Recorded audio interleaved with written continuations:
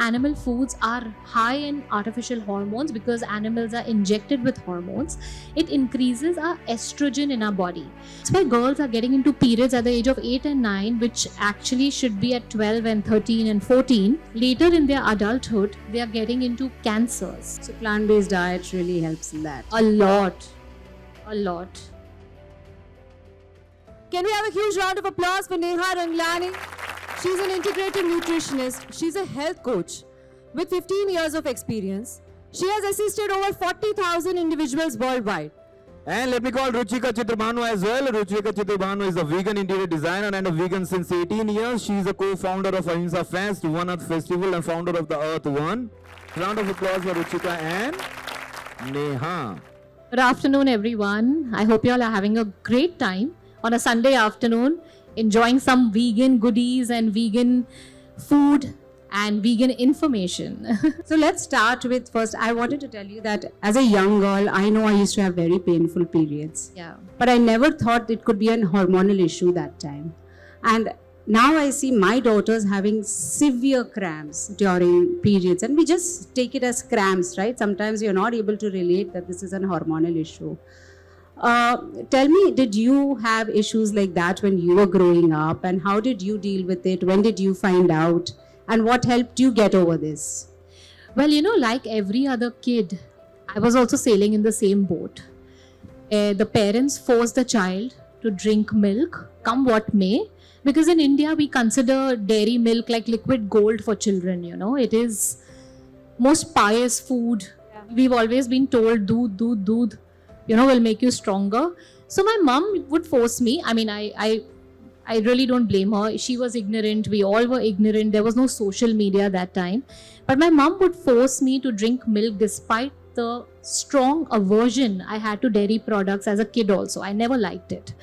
But she would say, nahi, doodh peena hai. And when I got into puberty and I started getting my periods, I used to experience a lot of pain. Intense pain that I had to come back from school and college and rest for 2 days. I was immobile. So what my mom would do is, it's okay, you have pain, don't eat anything, just a glass doodh pee le. I used to drink milk, I used to puke 2 days in a row. I could not digest anything and I had severe pain and inflammation. I never knew it was the milk which was doing it until I was 19. And one fine day I had curd and I went for a movie in the afternoon. And I went in the theater, I remember I started puking. And I realized the only thing I ate for lunch was dahi and paratha. And I'm like, oh, it's the dahi, it's the milk. And I went home and I told my mom, I said for so many years, it was the milk which was causing this. And the only thing you fed me during my periods was doodh pee le beta. Because wo, theek hai, kuch khana nahi ja raha hai, to doodh to ja raha hai. And it literally made me so unwell, and it was debilitating, and I'm like, I suffered for so many years just because of this milk. And then of course I turned vegan 6 years back, and from then I started changing my clients' food pattern and went to a more plant-based approach, and they started reversing their PCOS and their PMS and inflammation, and I realized the damage that dairy did to me and the repair that plant foods are doing to people, so that's when I realized that. So it was not animal cruelty. This was like a self-assessment thing where you realize that, oh, it's this that's causing it. Yeah. And just by giving that up, you Yeah. saw a huge change in your health. Yes. Wow. We are seeing that young girls as young as 8 years old, 9 years old are getting Yeah. their periods. Yeah. Which was not happening like maybe a decade or 2 decades back. Yeah.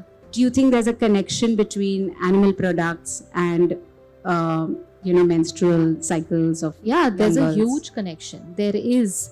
So when I was going through research studies, I came across studies which actually said that girls who eat a lot of non-veg foods, young girls between the age of 3 and 7, have a faster onset of puberty than girls who eat vegan foods. And that's because your dairy and your animal foods have IGF-1, which is insulin growth factor 1, which increases the growth. And because of the kind of dairy and animal foods we are consuming today, they have very high amounts of IGF-1 because they are injected with hormones. So your growth happens much faster. And that's why girls are getting into periods at the age of 8 and 9, which actually should be at 12 and 13 and 14. And because of this, later in their adulthood, they are getting into cancers. They are experiencing a lot of menopausal issues and a lot of bone issues, because we are not meant to grow before our age. We have a certain age at which we are supposed to grow. But because girls are having, and today girls are eating a lot of animal foods. You see young girls, their diet is all about cheese and milk and paneer. Paneer, which used to be a once a week kind of an affair, is like 4 times a week now. Protein, in the name of protein, eggs. right? And eggs and non-veg, because now on Swiggy, on Zomato, you have all sort of foods available. So you're having chicken sandwiches, you're having shawarmas, you're having wraps, you're eating late night, and you're calling for all of these things online, right? So this is something that's happening to young girls, and that's why women Vegetarians have as this well, deteriorating. right? Because the dairy and the egg consumption is high Yeah, there. yeah. And then they're also facing issues like PCOS, Yeah. reproductive issues, Yeah. infertility. Could you tell us a little bit more about PCOS? Well, PCOS is called polycystic ovarian syndrome, where if I have to tell you in a nutshell, what happens in a woman's body is that she has higher levels of male hormones, and that stops her ovulation, which is egg production, and because of that, she cannot be fertile till she doesn't correct that issue. Now, the point is that we have male hormones, men have female hormones to a small extent, and females have men hormones to a small extent. We need that. We need that for our physiology to work well. But in PCOS, women start having more than required of male hormones, and that starts affecting their periods. They start getting hair on their face, hair fall, acne. So they see a lot of male-like symptoms in their body, and that's very confidence shattering for women. And let me tell you, I see at least 8 out of 10 women suffering with PCOS. And they are really in a very terrible state mentally and physically. So basically, not getting your periods for 6 months or for a year can be extremely damaging to your mind and your body. So basically, the connection, if we have to make between animal foods and PCOS, is very deep. Because animal foods are high in artificial hormones, because animals are injected with hormones, it increases our estrogen in our body. Now, when you have more estrogen, that's dominance, estrogen dominance. We need estrogen, of course, it's a female hormone, but we need progesterone also to counter that. But in PCOS, women have higher estrogen and higher testosterone, but no progesterone, or very low progesterone, because they're not ovulating. And that's why they don't get their periods. And animal foods really aggravate it. So the first rule I have with my PCOS clients is, cold turkey, we have to cut out animal foods from your diet if you want your periods back. And I have seen girls getting their periods back in 3 months, 6 months, even a year. It may take even a year, because that's the time your reproductive system may take to revive back. But it happens. I've had a client who was not getting periods for 3 years, and within 4 months of a plant-based diet, she started getting regular periods. And let's shift to men's health. Yeah. And We have a lot of men sitting here today. Yeah, I just got to know that man boob has become an official word even in the dictionary now. Basically, man boobs. Do you see men with a chest which is like women? Okay, so they have like a lot of mass and fat around their chest, which looks like tiny boobs. So you need to. I see a lot of young boys. I see a lot of young boys with man boobs, especially obese. Right. A lot of obese boys who are just about 18 and 19 and 20 with man boobs. And again, that's very confidence shattering for those boys, because then they are teased like, oh, you look like a girl. Oh, to that extent that they're even told, why don't you start wearing a bra? Because that's the kind of bullying that happens. And this is legit a problem in men, because again, if you're eating a lot of animal foods, you're consuming a lot of hormones from animals, you're increasing your estrogen level in the body, which is again a female hormone. And your testosterone levels start declining. So when your estrogen goes high, and your body is not detoxifying that estrogen well, you will start seeing symptoms which are female-like. So how women have PCOS, where they see symptoms which are male-like, men start seeing symptoms in their body which are female-like. So they'll not get beard. Their beard will be very scanty. They'll start having man boobs. They'll have a lot of fat around their belly, and it will be a very flabby and a curvy and a womanish body. You understand? I've seen that. Yeah. Animal foods play a huge role. Why today more so than any other time is because the consumption of animal foods in our day-to-day life has increased tremendously. From morning to night, every meal we are consuming something that has animal foods in it. So from your milk to your curd to your cheese, paneer, eggs, non-veg. So now if you are concerned about that, you need to go back and look at your food pattern and start reducing that and replacing it with plant-based alternatives or more plant-based wholesome foods, which you have a lot of options in today's setup and exhibition, and you can see and find a lot of alternatives for yourself. So does it also affect male fertility? It does, because again, when the estrogen is high and testosterone is low, the sperm count and the quality and motility starts going down. How do they find out about this? Like, do they do some kind of... Well, there are physical Test symptoms which you see, and then there are tests. Your testosterone levels will tell you what's happening inside. Your physical symptoms, erectile dysfunction, low sperm count, all of these, there are a battery of tests and physical signs and symptoms which you can look out for if you want to know that and correct that. That's why I say a lot of infertility today is happening because of men. And not so much because of women. So when I have a couple coming in for fertility and they say, you know what, we want to conceive, but you know, our reports are all fine. I said, whose reports are all fine? The girls? Have you done yours? And the boys like, no, but I'm okay. I said, sorry. You got to first go and check yourself, because for all you know, the problem is with you. With your... Not with you, that's like very personal, but with your hormones, and we need to correct that, but you're here for your wife to correct it and you're not looking at yourself. And so many times the issue is bang on, it's with the men, and then we work on them and things get better. And it gets of course, and then they conceive. And it's mostly with that plant-based diet. Yeah. I'm primarily doing plant-based diet unless the person says, no Neha, I just cannot. Then I ration it. And then I'm like, let's bargain a little bit. This is okay, this is not okay, and then slowly and steadily I get them onto alternatives. See, I don't force. As a health coach, I can't force somebody to do a certain thing. But what I can do is I can always tell them to try it for themselves, and when they do, they themselves feel better. So I had a case. It's there on my Instagram page also. This guy was 150 kgs when he came to me, and this was right before COVID, like 2020 October. And he had a lot of, flab and man boobs and all of that. And he was a hardcore non-vegetarian. And he said, you know what, Neha, don't do that to me. Don't cut off my non-veg. I said, just give me 1 week of no non-veg. You can't give me 1 week? I said, really, you don't have that much control? Just 1 week. I'm not kidding. I'm really not kidding. He lost 6 kgs in a week. Wow. In a week, because it was all the water weight and the bloat and the retention. And he said, you know what, Neha, in this 1 week, how energetic and how active I've not felt for the last some years. And he slowly, steadily cut it off and he became a vegan himself. Wow, it wasn't me doing it. Wow. The first week I told him, I said, ek hafta mujhe de de. I'm just asking, as a health coach, just give me that 1 week.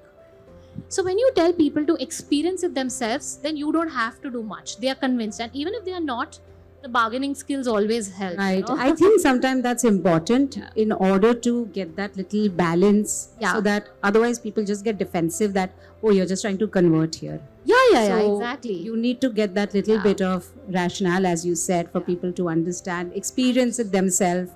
Because then obviously they'll adapt it much faster to it and they'll stick to it. Yeah, and Ruchika, there's one thing we really need to remember is that animal foods are drug-like.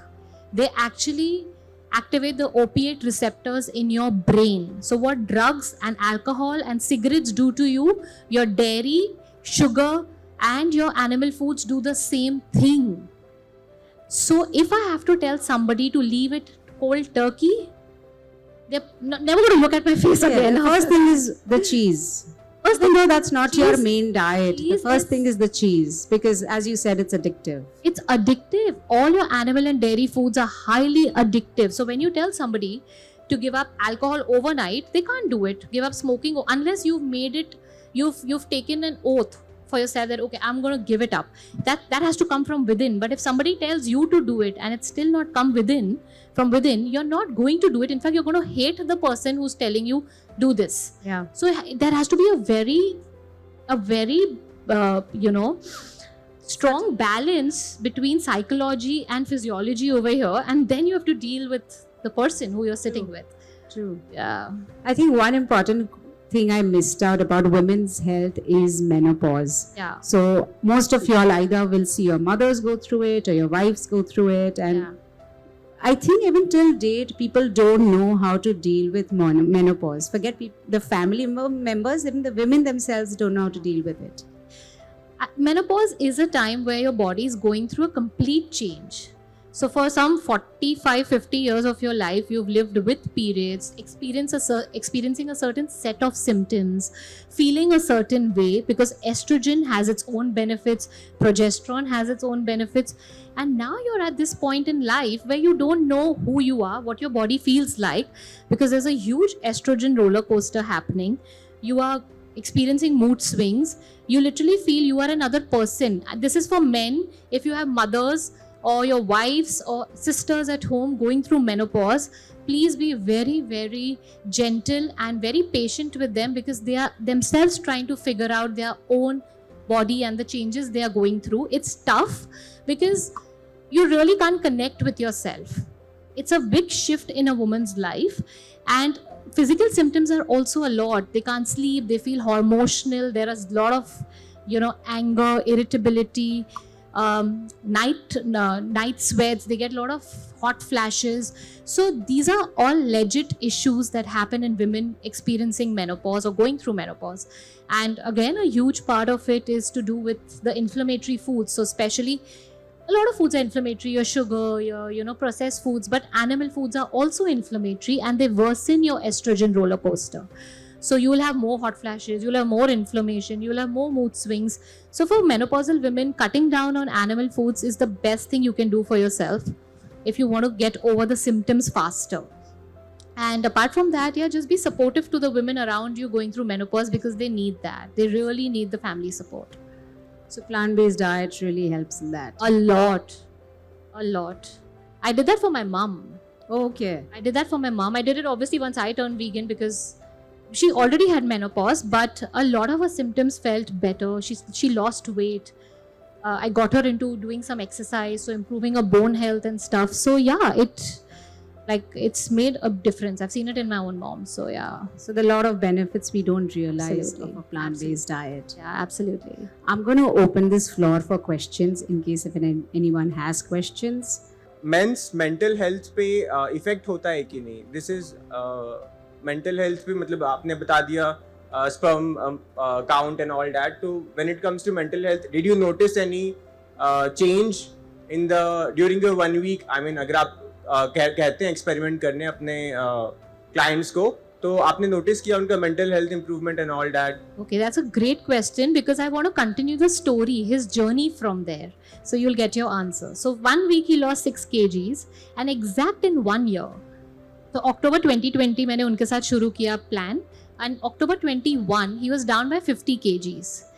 In peak COVID, it was his dedication. He used to walk in his corridor in the house जब वो नीचे नहीं उतर पाते थे, because he decided कि ये मुझे इतना अच्छा feel कर रहा है कि मुझे अब इस weight को हटा के रहना है.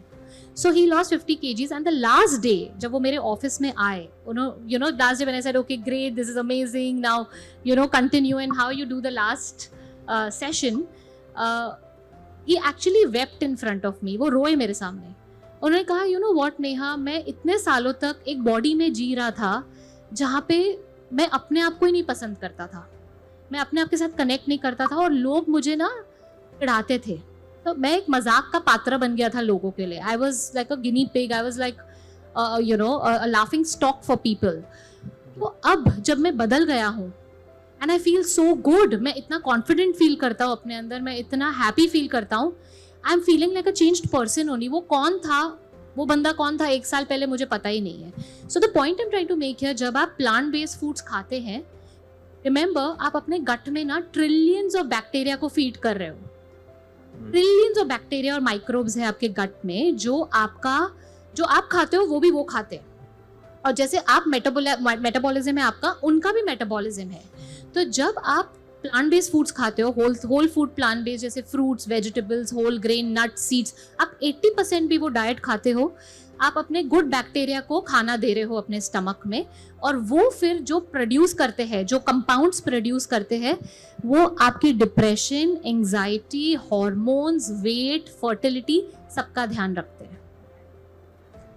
So I really loved your question because this is what everyone needs to understand. Gut microbiome, आपका plant based diet आपके gut microbiome को ठीक करता है, जिससे, क्योंकि वो गट माइक्रोबायोम अब बहुत सारे फंक्शंस को ठीक करते हैं बॉडी में, तो उस वजह से आपके hormones, imbalances, weight, mental health सब ठीक हो जाता है. I heard recently by one of the expert or someone कि सप्लीमेंट से क्या होता है, सप्लीमेंट से अगर B12 सप्लीमेंट्स लेते हैं तो वो गट माइक्रोब्स जो आप कह रहे हैं वो डेवलप नहीं हो पाते हैं. इज इट ट्रू और anything like that? Not really. आपका B12 एक तो कम इस वजह से होता है क्योंकि आपका गट ठीक नहीं है. एक इंट्रिंसिक फैक्टर होता है आपके गट में जो B12 अब्सॉर्ब करने में मदद करता है.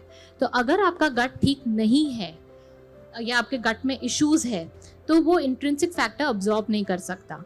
सो विथ माई क्लाइंट्स, अगर उनका लेवल बहुत कम होता है B12 का, I always tell them to start with an injection, ताकि इमिजिएटली लेवल थोड़ा बढ़ जाए, एंड देन उनके गट पे वर्क करने के बाद मैं उनका धीरे धीरे B12 सप्लीमेंटेशन शुरू करती हूँ, and it just gets better. Nothing, कुछ नहीं होता, B12 से आपका गट खराब नहीं होता. Nutrients men need for good fertility, right? Yeah. In that there were multiple micronutrients you talked about, one of them being omega, right? Right. Okay, so my first question is that because there's a lot of debate around omega and how they get converted and absorbed in our human body. Yeah.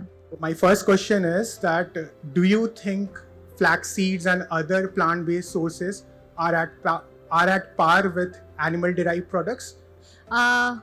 In terms of omega-3? Omega-3 only? No. Yeah. No, they're not. So in that case, are you directly or indirectly suggesting that people should consume salmon to get the best omega-3? No, that's a great question. We're not doing that. So I'll tell you what the problem with flax seeds and walnuts and chia seeds is. They do contain omega-3, but you need to eat a very large amount to get that omega-3 at a therapeutic level to deal with inflammation and to improve the omega-6 to omega-3 ratio. One can't do that. You can't eat that much flax seeds and walnuts in a day. So today we have a lot of vegan omega-3 supplements which directly come from algae, which actually your fish eat. Your fish is not inherently rich in omega. Your fish feeds on that algae in the sea, and then the fish tissues and the liver contains omega, and so we derive that from the fish. But the fish also eats a lot of other things that has mercury, lead and toxins. So that's why a fish oil capsule is something that I completely ask my clients to stay away from, even if they are non-vegetarian, just because we don't know the source of the fish and the cleanliness and the procedure that the company is using. So the algal substitutes of the omega-3 supplements are amazing, and you have some great ones in the market.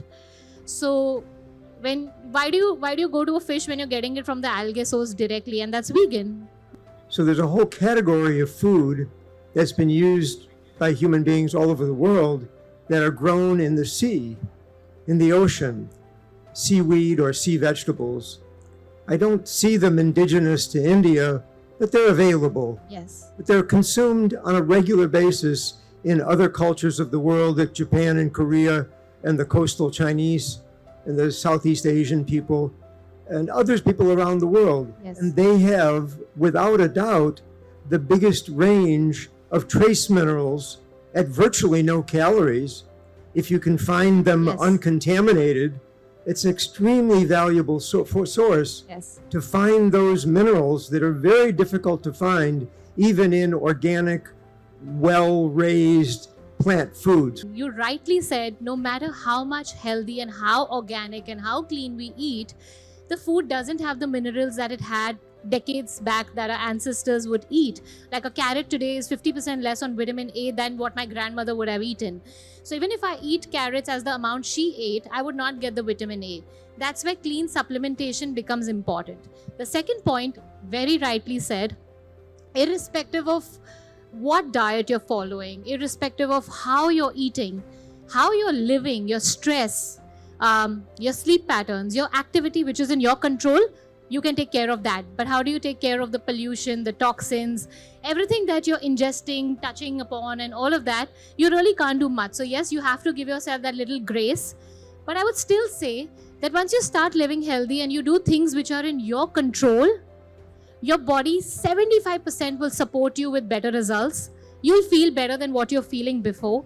You'll have more energy, you'll have more vigor, because in the end, our body is smarter than we are, I believe. So you just have to do the right thing and your body will support you. At least you're 2 steps better than what you were before. And I think that's important. If we always think about, what can I do about the outside environment? It's not going to help me. And we keep sitting where we are, we probably will get nowhere. So I think that just as human beings, we just today have to keep efforts of doing better, choosing wise, and taking care of ourselves in every aspect, mentally, emotionally, physically, spiritually. And then of course, there's a higher power that's always taking care of you. So thank you so much, Neha. Yeah. Thanks a lot. That was a wonderful, wonderful session. Thank you. Neha has a lot of information on her Instagram page, and you can follow her on that. It's called Neha Ranglani. Thank you so much for Thank being you so patient. everyone for being an amazing, amazing audience. Thank you.